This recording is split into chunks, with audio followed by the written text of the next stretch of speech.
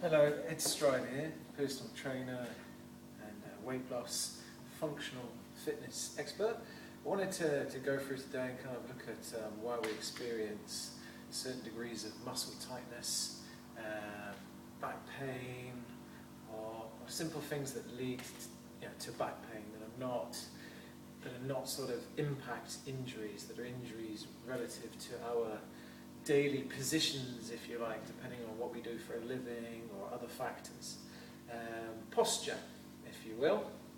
So, essentially we've got good posture from infancy, and then it all starts to kind of go downhill.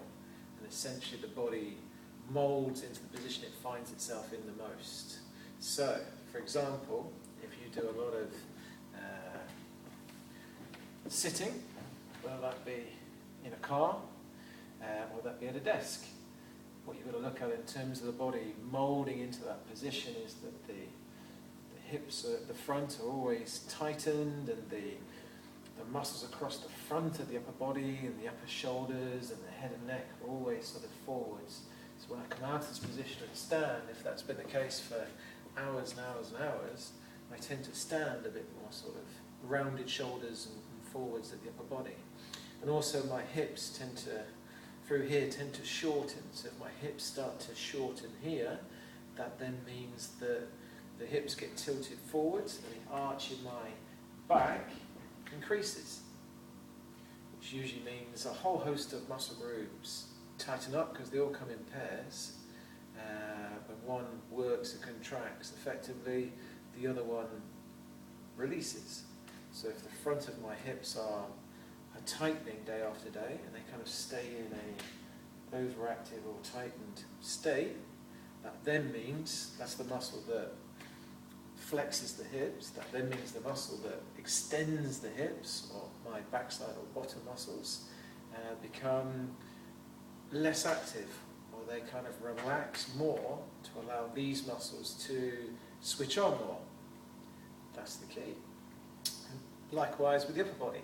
So if the muscles at the front of my upper body shorten and tighten or more overactive, that then means that naturally my shoulders are pulled forwards, which means the muscles across the front of the shoulder, the upper chest, and certainly the big muscles down the side of the body, the wing muscles if you like, because they attach on the frame of the body or the skeletal system. In here, if all this tightens, then I naturally get pulled forwards. And it's very common to see tightness through the upper shoulders as well, and obviously the head and neck forwards.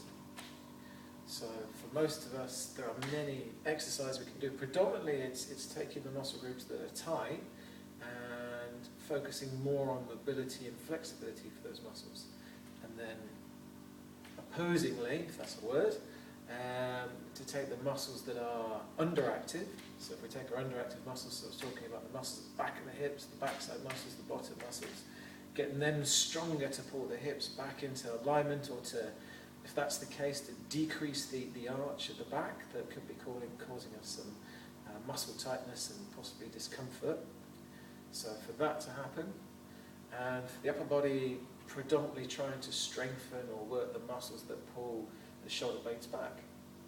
So as a trainer, I see people a couple of times a week, and we try and exercise-wise put various routines together, combined with other objectives to help.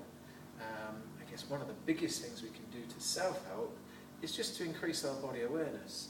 So for instance, if we are sat for long periods of time in this position, if it's the car or at the desk, etc., etc., it's a case of trying to sit as tall as possible, to imagine there's a rope attached to your head that's pulling you up, and to squeeze the shoulder blades back, and to kind of draw in through the stomach. That's another one, the deep stomach muscles.